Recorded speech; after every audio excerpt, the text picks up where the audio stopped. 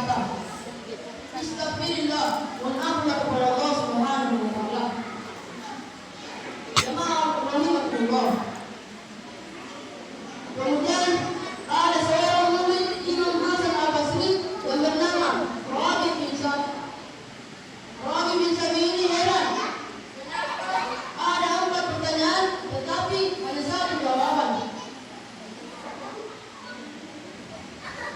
Dan gurunya pun berkata, "Wahai guruku," dan gurunya pun berkata, "Wahai guruku, kenapa ada 4 pertanyaan, tetapi hanya 1 jawaban?"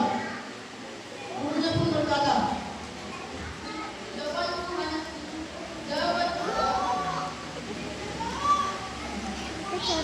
Gurunya pun berkata, "Ini bukanlah jawabanku, tetapi jawaban Allah Subhanahu wa taala dalam Al-Qur'an surah Nuh ayat 10 sampai 12. Bismillahirrahmanirrahim. Bismillahirrahmanirrahim. Wa qul astaghfiru rabbakum innahu kana ghaffara. Yursilis samaa'a ila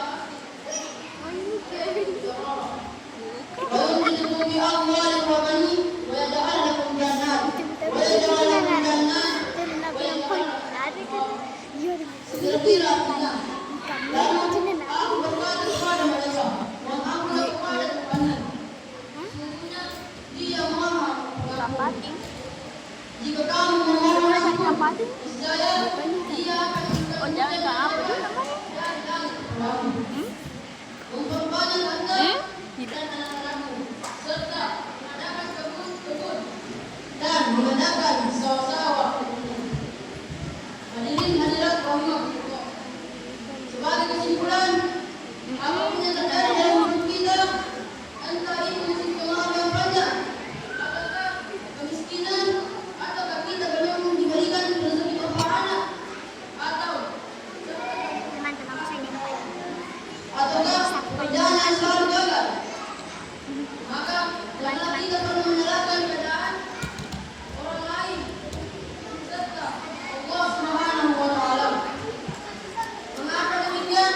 Karena hal itu berasal dari kita sendiri maupun saudara yang kita lakukan selama kita hidup dan hidup.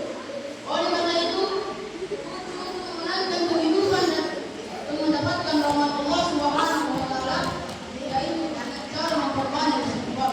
Astagfirullahaladzim. Rasulullah sallallahu alaihi wasallam bersabda,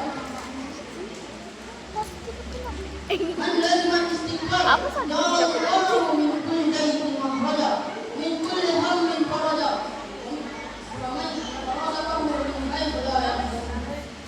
Kira-kira artinya, barang siapa yang melazimkan istighfar, maka Allah akan memberikan jalan keluar pada masalah yang menimpa dan